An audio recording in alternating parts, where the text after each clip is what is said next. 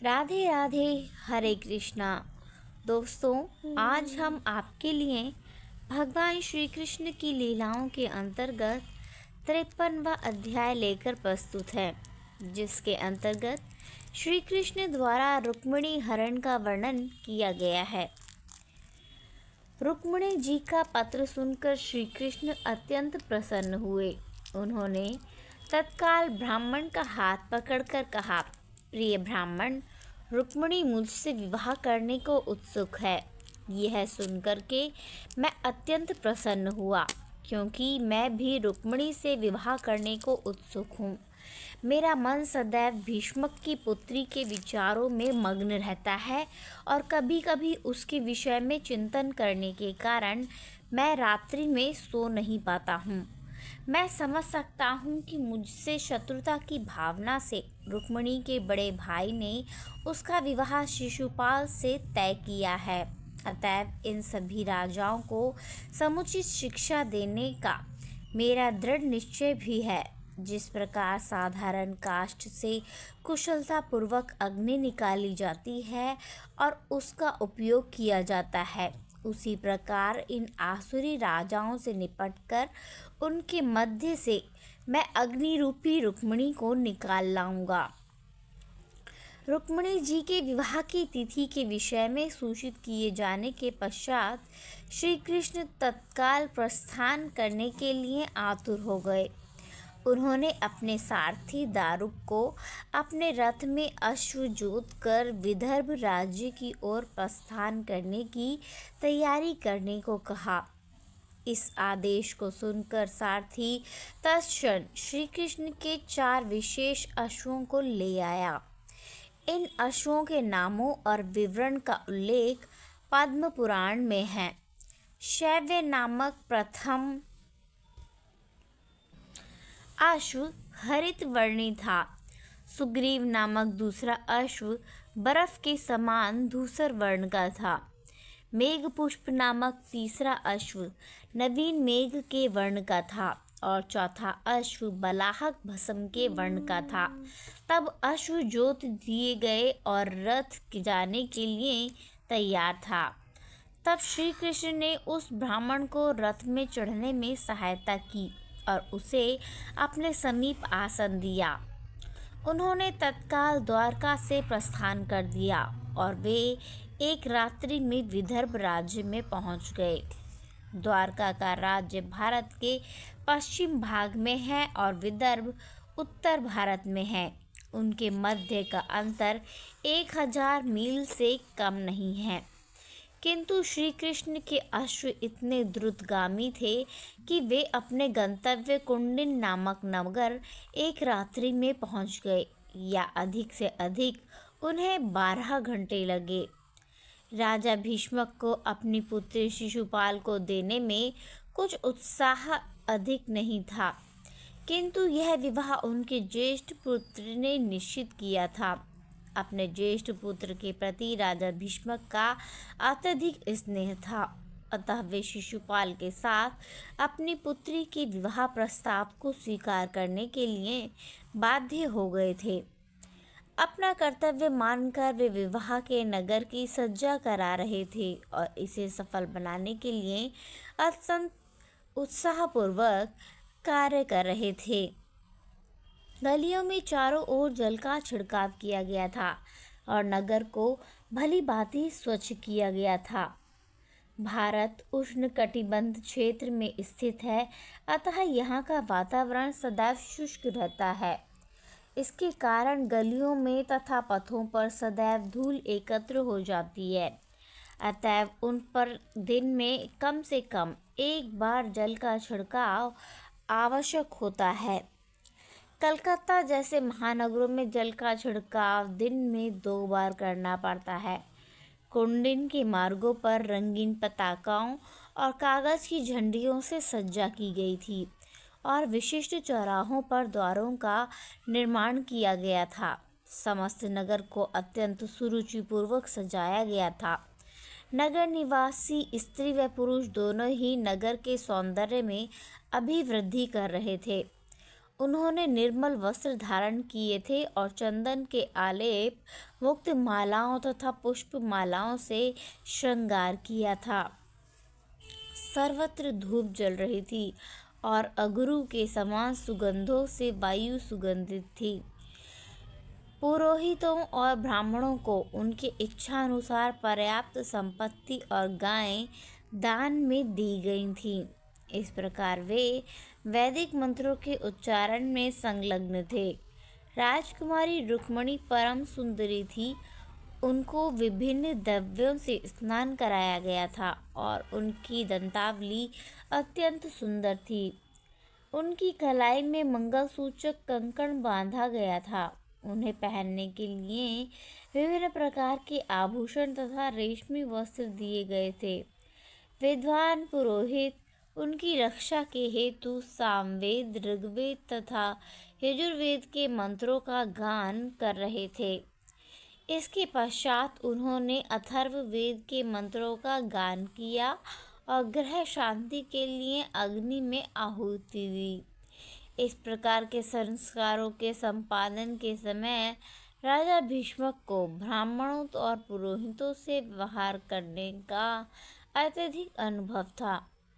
ब्राह्मणों को बड़ी मात्रा में स्वर्ण व चांदी, गुण सहित धान्य तथा स्वर्णाभूषणों से सज्जित गायें देकर उन्होंने उनका विशेष आदर किया। शिशुपाल का पिता दमघोष था, क्योंकि वह अनियमित नागरिकों का दमन करने में अत्यंत पटु था। दम का अर्थ है दमन करना और घोष का अर्थ है प्रसिद्ध, अतः वह प्रजा का दमन करने के लिए प्रसिद्ध था। दमघोष ने विचार किया कि यदि कृष्ण विवाह संस्कार में विघ्न डालने आए तो वह अपनी सैन्य शक्ति से कृष्ण का अंत कर देगा। अतएव विभिन्न अनुष्ठानों के संपादन के पश्चात दमघोष ने मदनवी नामक अपनी सेना को एकत्रित कर लिया। उसने स्वर्णहारों से सज्जित अनेक गजों और उसी भांति सज्जित अनेक रथों व अश्वों को एकत्र किया। ऐसा प्रतीत होता था कि दमघोष, उसके पुत्र तथा साथियों का कुंडिन जाना पूर्ण रूपेण महोत्सव के लिए नहीं अपितु युद्ध करने के लिए था। जब राजा भीष्मक को ज्ञात हुआ कि दमघोष तथा उसके साथी आ रहे हैं तो वे उनका स्वागत करने के लिए नगर से बाहर आ गए। नगर के द्वार के बाहर अनेक उद्यान थे, जहां अतिथियों का स्वागत करके उन्हें ठहराया गया। विवाह की वैदिक विधि में वधू का पिता वर की विशाल बारात का स्वागत करता है और विवाह संस्कार के संपादित होने तक 2-3 दिवस उन्हें ऊंचे स्थान पर ठहराता है। दमघोष के साथ आने वाली बारात में सहस्त्रों मनुष्य थे। उनमें से प्रमुख व्यक्ति और राजा थे जरासंध, दंतवक्र, विदुरथ और पौंड्रक। यह सर्वविदित तथ्य था कि रुक्मिणी का श्री कृष्ण से विवाह होने वाला था, किंतु उसके भाई रुक्मी से उसका विवाह शिशुपाल ने निश्चित कर दिया था। लोगों में इस किंवदंती के विषय में चर्चा चल रही थी कि रुक्मिणी श्री कृष्ण के पास एक दूत भेजा है। अतएव सैनिकों को संदेह था कि श्री कृष्ण रुक्मिणी का हरण करने के प्रयास करके अशांति उत्पन्न कर सकते हैं। यद्यपि वे निर्भय नहीं थे, तथापि वे कन्या हरण को रोकने के लिए श्री कृष्ण से युद्ध करने को तत्पर थे। श्री बलराम को जानकारी प्राप्त हुई कि श्री कृष्ण ने न केवल एक ब्राह्मण के साथ कुंडिन को प्रस्थान कर दिया है, उन्होंने यह भी सुना कि वहां पर शिशुपाल भी बड़ी संख्या में सैनिकों के साथ उपस्थित था। बलराम जी को संदेह था कि वह श्री कृष्ण पर आक्रमण करेगा। अतएव रथों, सैनिकों, अश्वों तथा गजों की शक्तिशाली सेना लेकर वे कुंडिन की सीमा पर पहुंच गए। उस समय महल में रुक्मिणी श्री कृष्ण के आगमन की आशा कर रही थी, किंतु जब वे न आए और न ही उनका संदेश ले जाने वाला ब्राह्मण तो वे अत्यंत उद्विग्न हो उठीं और विचार करने लगीं कि वे कितनी अभागिनी हैं। मेरा विवाह होने में केवल एक रात्रि शेष है। अभी भी न तो ब्राह्मण लौटा है, न ही श्याम सुंदर आए हैं। मुझे इसका कोई कारण नहीं समझ में आता है। निराश होकर वे विचार करने लगीं कि संभवतः किसी कारणवश श्री कृष्ण असंतुष्ट हो गए हैं और उन्होंने उसका प्रस्ताव अस्वीकृत कर दिया हो। इसके परिणाम स्वरूप ब्राह्मण निराश हो गया होगा, अतः वापस नहीं लौटा। यद्यपि रुक्मिणी जी देरी के विभिन्न कारणों पर विचार कर रही थी, किंतु उन्हें किसी भी क्षण उन दोनों के आने की आशा थी। रुक्मिणी जी विचार करने लगीं कि संभवतः ब्रह्मा, शिवादि देवता और दुर्गा देवी अप्रसन्न हो गई हों। कहा जाता है कि यदि देवताओं की उचित उपासना नहीं की जाती है तो वे क्रुद्ध हो जाते हैं। उदाहरण के लिए, जब इंद्र को ज्ञात हुआ कि वृंदावन वासी श्री कृष्ण के द्वारा इंद्र यज्ञ रोक दिए जाने के कारण उसकी उपासना नहीं कर रहे हैं, तो वे अत्यंत क्रोधित हो गए और वे वृंदावन वासियों को दंड देना चाहते थे। इस प्रकार रुक्मिणी जी विचार कर रही थी कि उन्होंने शिव तथा ब्रह्मा जी की अधिक उपासना नहीं की, अतः हो सकता है कि उन्होंने क्रोधित होकर उनकी योजना को निष्फल करने का प्रयास किया हो। इस प्रकार उन्होंने विचार किया कि भगवान शिव की पत्नी दुर्गा देवी ने भी संभवतः अपने पति का पक्ष लिया हो। भगवान शिव रुद्र के नाम से भी विख्यात हैं और उनकी पत्नी को रुद्राणी के नाम से जाना जाता है। रुद्राणी तथा रुद्र उनकी ओर संकेत करते हैं जो दूसरों को कष्ट में डालने के लिए अभ्यस्त होते हैं, जिससे कि प्राणी सदैव क्रंदन कर दे रहे हैं।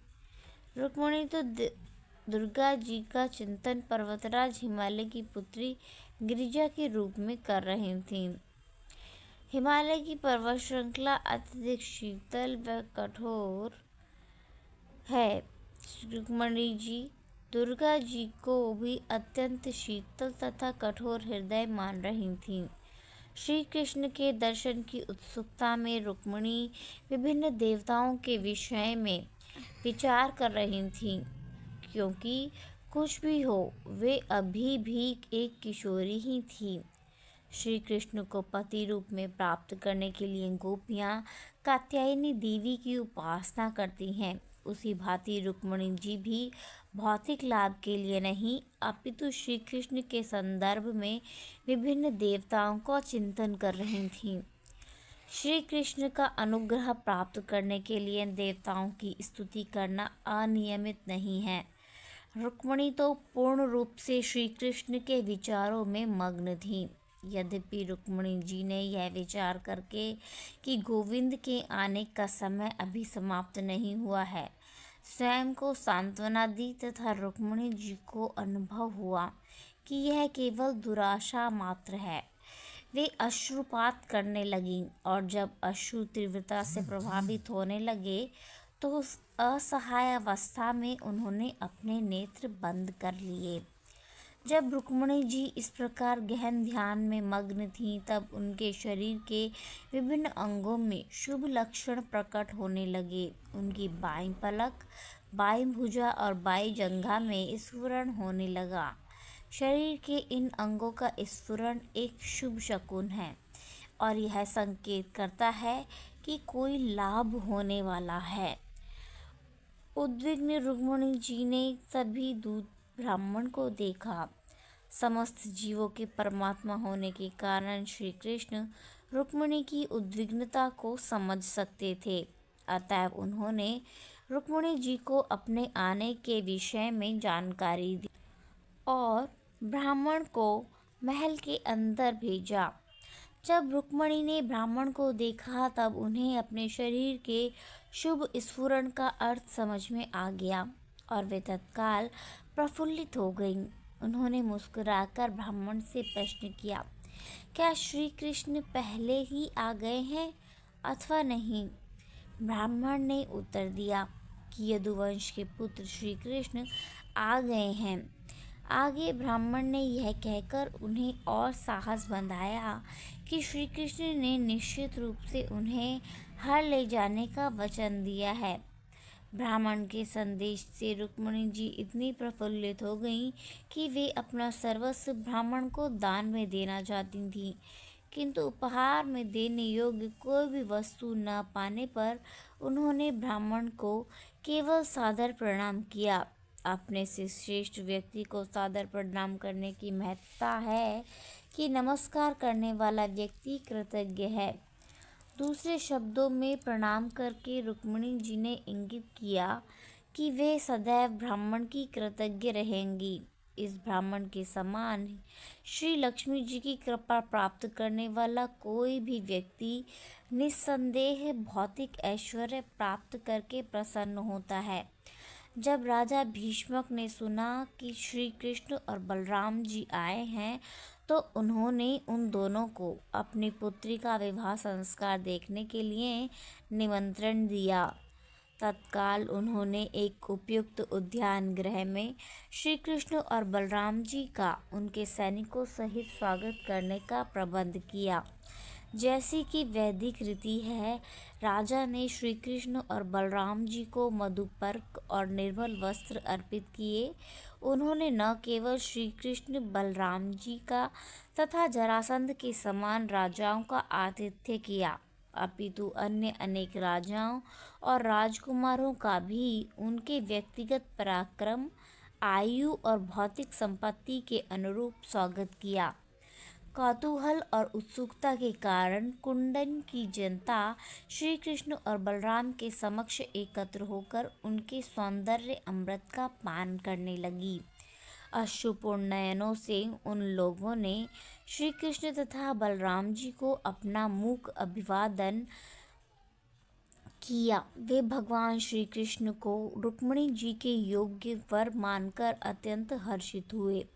श्री कृष्ण और रुक्मिणी जी को संयुक्त करने के लिए वे इतने उत्सुक थे कि वे भगवान श्री कृष्ण की स्तुति करने लगे और प्रिय भगवान, यदि हमने कोई पुण्य कर्म किए हैं जिससे कि आप संतुष्ट हैं, तो कृपया हम पर दया कीजिए और रुक्मिणी जी का पाणी ग्रहण इनसे कीजिए।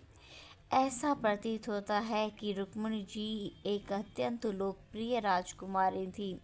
उनके प्रति तीव्र प्रेम के कारण सभी नागरिक उनके सौभाग्य के लिए स्तुति कर रहे थे। तभी सुंदर वस्त्र धारण करके अंगरक्षकों की सुरक्षा में रुक्मिणी जी बाहर आईं।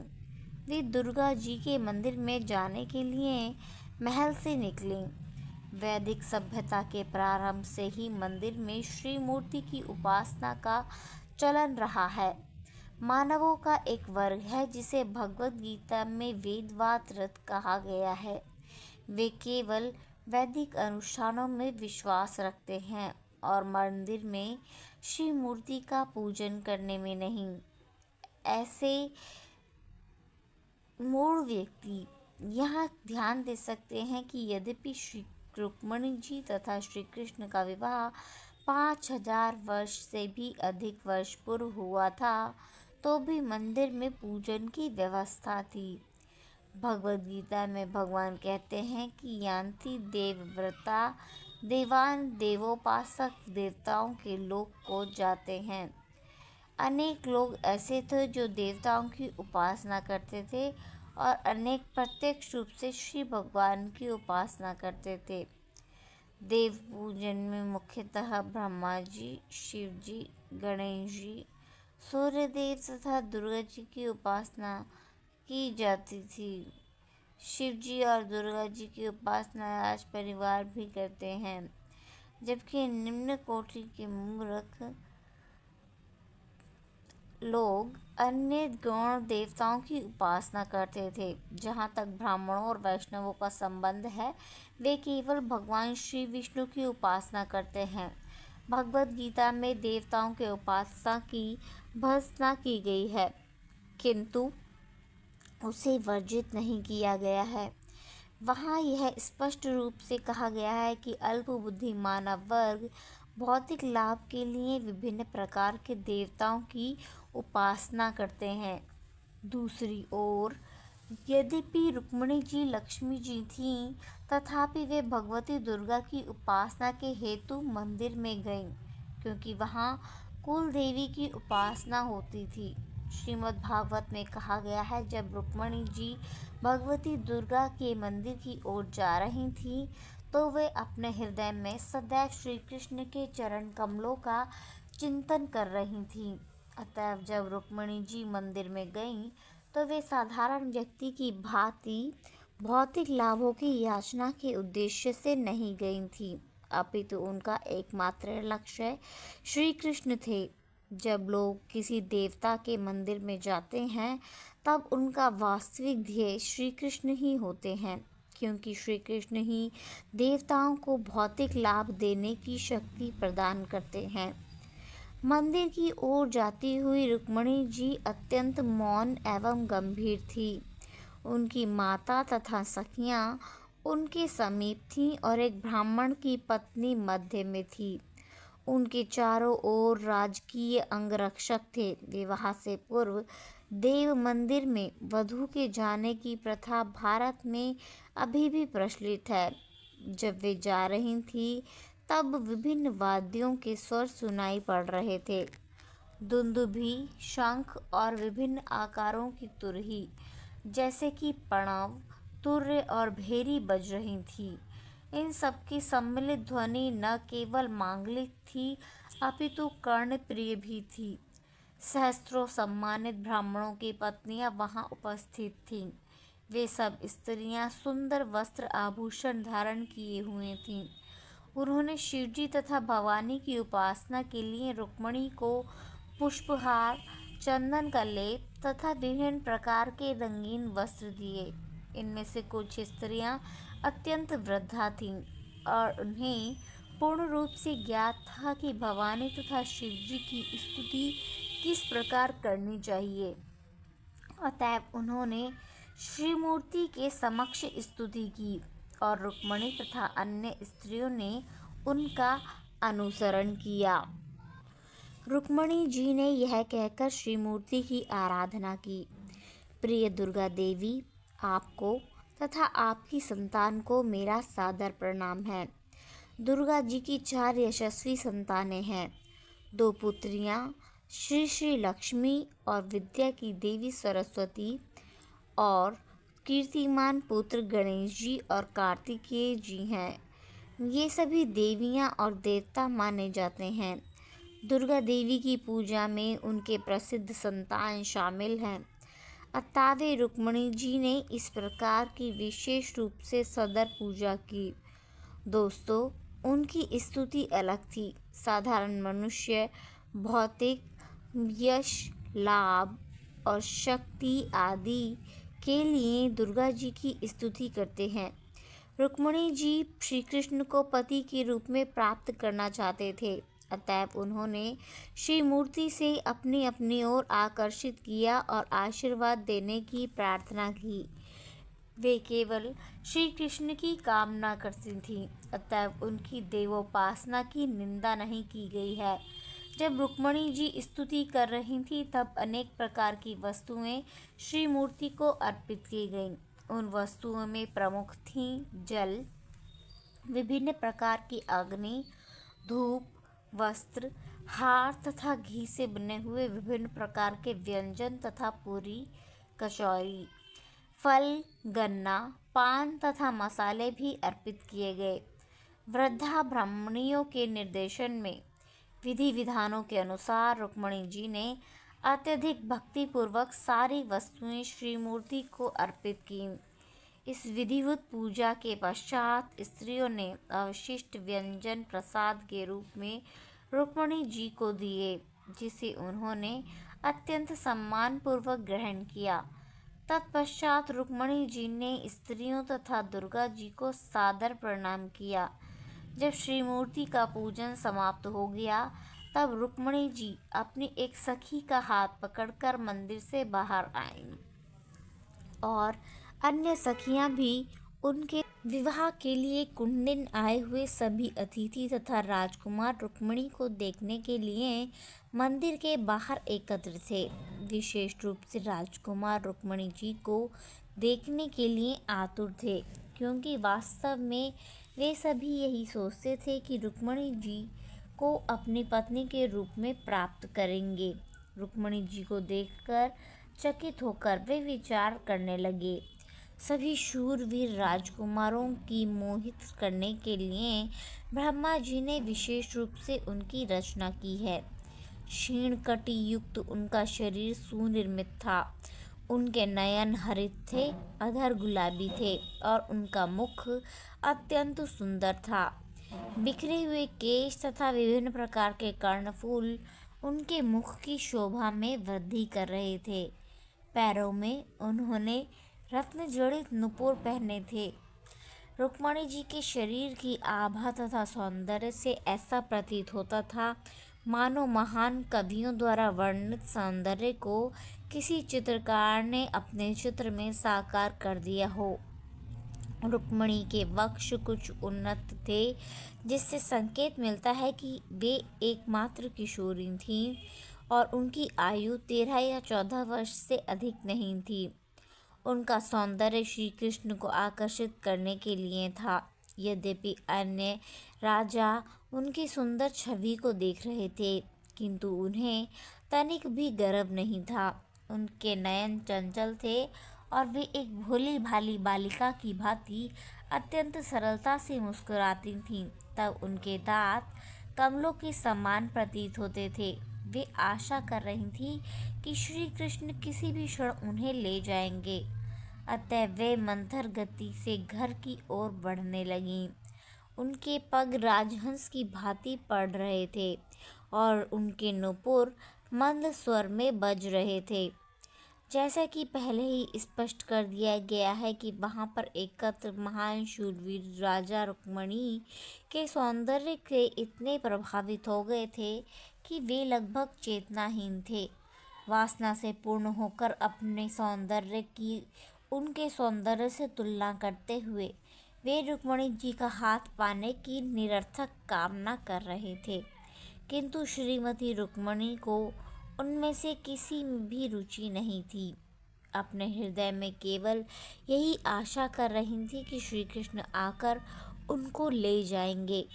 जब वे अपने बाएं हाथ की उंगली का आभूषण ठीक कर रही थी, तो उनकी दृष्टि राजाओं पर पड़ी और अचानक उन्होंने देखा कि श्री कृष्ण भी उनमें उपस्थित हैं।